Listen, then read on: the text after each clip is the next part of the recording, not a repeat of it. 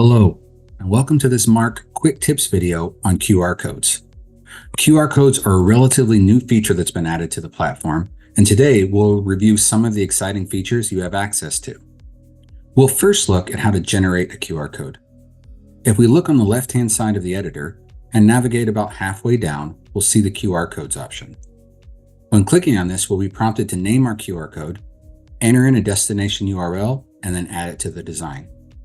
Note, if you're an admin, you can limit your users to only selecting a pre-designed style of QR code based on your own brand settings.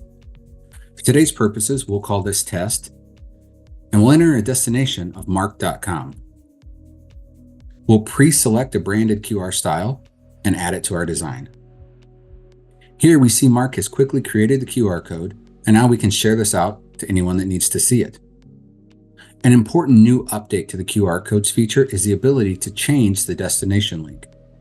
If I select a QR code from a project and I select the update link option, I'll be prompted to change the link to redirect to anywhere that I like.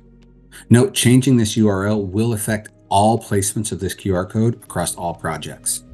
For now, we can change this to a Google search option.